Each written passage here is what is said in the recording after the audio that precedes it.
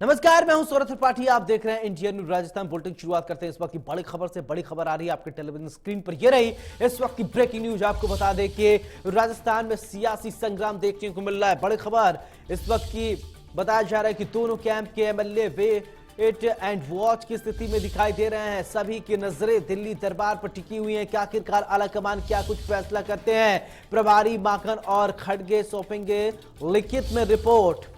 तो हाईकमान को सौंपेंगे लिखित में रिपोर्ट। बड़ी खबर आ रही है इस वक्त की आपकी टीवी स्क्रीन पर राजस्थान की सियासत से जुड़ी हुई कि अब आला कमान आखिरकार क्या करेंगे। राजस्थान में सियासी संग्राम देखने को मिल रहा है।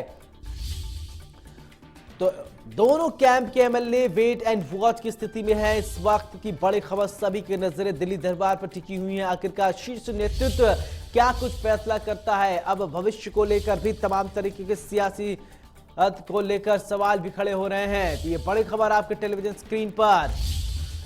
तो आपको बता दें इस वक्त की बड़ी खबर आपकी टीवी स्क्रीन पर। राजस्थान से जुड़ी हुई रिपोर्ट के बाद होने वाले एक्शन का इंतजार कर रहे हैं। ज्यादातर एमएलए अपने विधानसभा क्षेत्र में गए और इसके बाद राजस्थान की सियासत को लेकर एक नई पटकथा लिखी जा सकती है कि अब देखने वाली बात होगा कि राजस्थान में सियासी उठापटक के बीच क्या कुछ होता है। सभी की नजरें दिल्ली दरबार पर टिकी हुई हैं। आखिरकार अब क्या कुछ होना है। तो अजय माकन और मल्लिकार्जुन खड़गे रिपोर्ट सौंपेंगे, उसको लेकर अब इंतजार है कि आखिरकार क्या है। अब राजस्थान में अजय माकन जब पहुंचे थे, इसके बाद विधायकों से उन्होंने बातचीत करने की कोशिश की तो किसी ने सही से रिस्पॉन्स नहीं दिया। इसके बाद जब बाहर आए मीडिया से बातचीत करते हुए अजय माकन ने यह बात कही कि जिस तरीके से बातें हुई हैं वो कहीं ना कहीं डिसिप्लिन जो कांग्रेस का एक नियम होता है उसके खिलाफ था। अनुशासनहीनता को उन्होंने बात कही। अब क्या सवाल ये उठता है कि जिस तरीके से मीडिया से मुखातिब होने के बाद, इसी खबर पर ज्यादा जानकारी के साथ मेरे सहयोगी दिनेश डांगी सीधे हमसे जुड़ रहे हैं। दिनेश, खबर यह है कि अब बस एक बात का इंतजार है कि आला कमान को रिपोर्ट सौंपे जाने के बाद क्या कुछ फैसला आता है। क्या कहेंगे? जी देखिए, अभी सोनिया गांधी हिमाचल विधानसभा चुनाव के लिए जो सीईसी की बैठक है उसमें व्यस्त है और दोपहर बाद शायद शाम तक अजय माकन और मल्लिकार्जुन खड़गे लिखित में अपनी रिपोर्ट, जैसा कि सोनिया गांधी ने मांगी थी, उनको सौंप देंगे। और लिखित में रिपोर्ट आने के बाद क्या एक्शन होता है और एक्शन का रिएक्शन क्या होता है, इसके मद्देनजर दोनों ही कैंप, जो पायलट और अशोक गहलोत कैंप के विधायक है, वो अभी वेट एंड वॉच की स्थिति में है। तो अब जो होगा वो दिल्ली दरबार से ही होगा। बड़ी खबर दिल्ली से ही निकल कर आएगी कि लिखित रिपोर्ट कब सौंपी जाती है, रिपोर्ट सौंपने के बाद क्या एक्शन हाईकमान लेता है। बताया जा रहा है कि काफी नाराज है हाईकमान, तो ऐसे में कड़े फैसले लिए जा सकते हैं। तो सूचना आ रही है सूत्रों के हवाले से कि जो शांति धारीवाल और महेश जोशी है उनको अनुशासनात्मक कार्रवाई के चलते कारण बताओ नोटिस जारी किया जा सकता है। तो कहीं न कहीं एक लग रहा है कि हाईकमान मामले को थोड़ा ठंडे बस्ते में डालना चाहता है, यानी डिले टैक्टिक चाह रहा है। जिस तरह एक मांग की गई थी कि अध्यक्ष का परिणाम आ जाए 19 के बाद ही हो, तो ये जो जिस तरह से हो रही है तुरंत, क्योंकि रिपोर्ट इसमें लिखित में देने जैसा क्या था, माकन और खड़गे यहाँ पर थे, क्या लिखित रिपोर्ट को क्या दस्तावेजों में कागज में लिया जा रहा, कोई सरकारी कामकाज है नहीं, पार्टी का इसमें भी ये मामला है। तो कहीं न कहीं मुझे जहाँ तक अनुभव है लगता है कि डिले टैक्टिक, यानी मामले को ठंडे बस्ते में डालते हुए दोनों ही कैंप को शांत रहे और उनकी नाराजगी दूर हो। क्योंकि अशोक गहलोत का मामला है, बड़े और कद्दावर अनुभवी गाग वो नेता है, सियासत की हर नब्ज को वो बेहतर जानते हैं।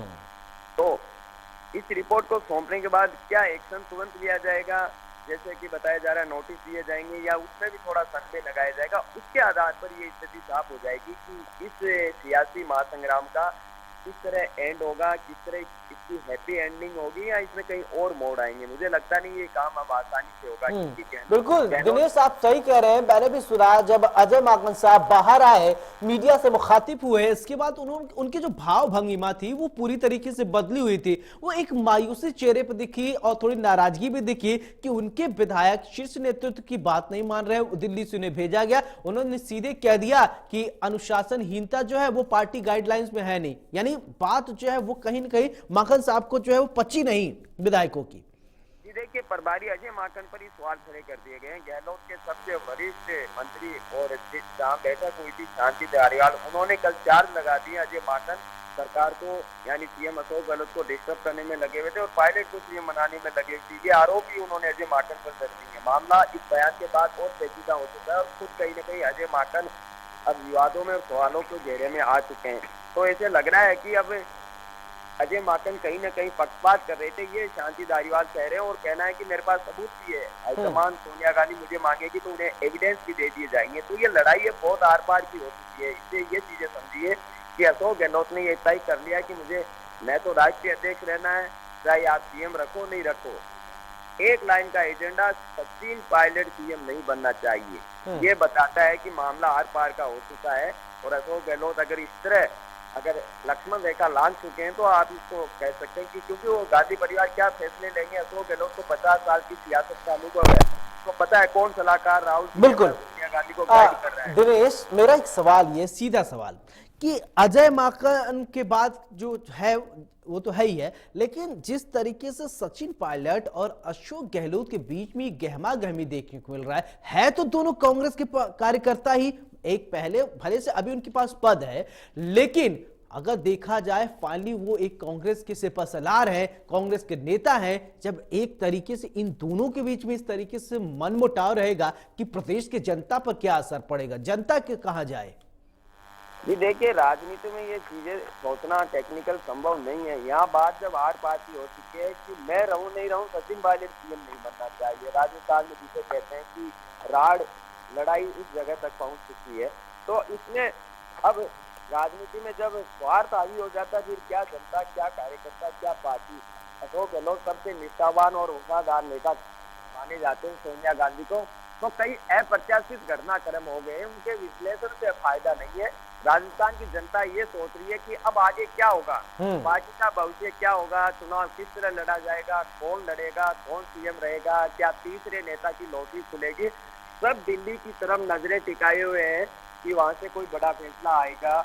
जैसे बात चल रही है कि सख्त अनुशासन का डंडा चलेगा, कैसे चलेगा, किस रूप में चलेगा और उसका क्या एक्शन का रिएक्शन होता है, तब तक का अब हमें इंतजार करना होगा। फिलहाल यहाँ सियासी गलियारों में कह सकते हैं कि तूफान से पहले की शांति कायम होती। दिनेश, ये फाइनल छोटा सा कमेंट लेना चाहूंगा कि क्या मतलब इस सियासी लड़ाई में जनता की जो है वो कोई महत्व ही नहीं, यानी जनता की तो बाद में दरकिनार, अभी पहले अपने वर्चस्व की लड़ाई है, पहले हम जीत लें। हम डेमोक्रेटिक सिस्टम की बात करें, कॉन्स्टिट्यूशन, जनता अपना विधायक चुनती है और सीएम विधायक की पसंद और हाईकमान के आशीर्वाद से बनता है। तो जनता ने तो वोट में अपना काम कर दिया। अब चलो ठीक है, जनता ने अपना काम कर दिया, अब विधायक अपना क्या कुछ काम करते हैं ये देखने वाले दिलचस्प बात होगी, क्योंकि अब ये जो वर्चस्व की लड़ाई है वो अभी दूर तलक जाएगी। अब बात दिल्ली तक पहुंच चुकी है। अब देखने वाली बात होगी कि आखिरकार आला कमान क्या फरमान जारी करते हैं।